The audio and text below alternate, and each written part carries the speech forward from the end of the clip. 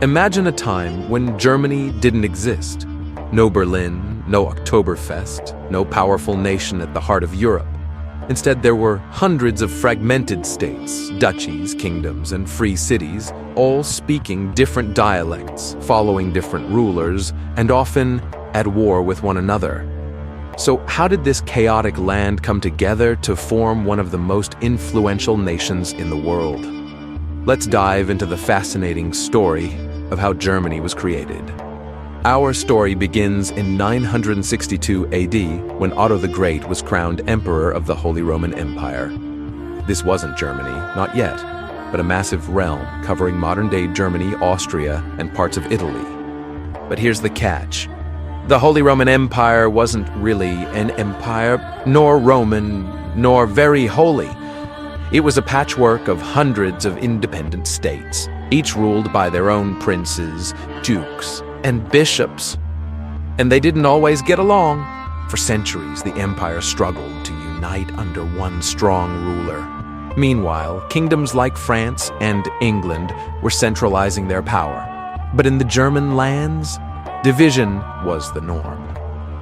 Fast forward to the 1700s, and one state began to rise above the rest: Prussia. Led by ambitious kings like Frederick the Great, Prussia transformed into a military powerhouse. While the rest of the German states bickered, Prussia built a disciplined army, expanded its borders, and positioned itself as a leader in German affairs. But there was one problem: Austria. The Austrian Empire, ruled by the powerful Habsburg dynasty, was also vying for dominance over the German-speaking lands. This rivalry would lead to a power struggle that shaped the future of Germany.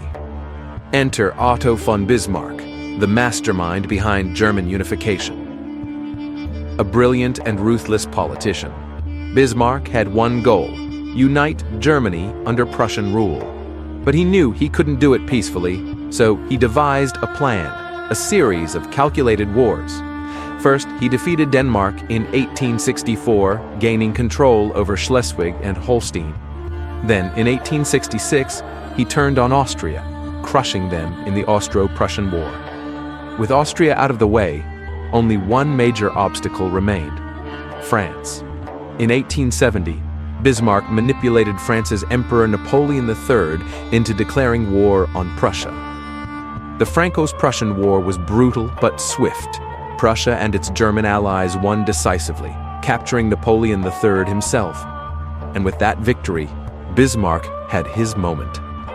On January 18, 1871, inside the Grand Hall of Mirrors at the Palace of Versailles, Otto von Bismarck proclaimed the formation of the German Empire.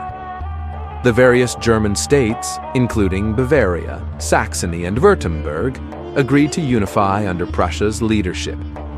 King Wilhelm I of Prussia became the first German emperor, and Germany was officially born. For the first time in history, a single powerful German nation existed, a force that would shape world events for decades to come. From a land of divided duchies to a global powerhouse, Germany's unification was a turning point in history. But this was only the beginning. The rise of Germany would go on to influence two world wars, the Cold War and the modern European Union. So, what do you think? Was Bismarck a genius or a ruthless manipulator? Let us know in the comments. And if you enjoyed this deep dive into history, make sure to like, subscribe, and hit that notification bell for more fascinating stories from the past. See you in the next one.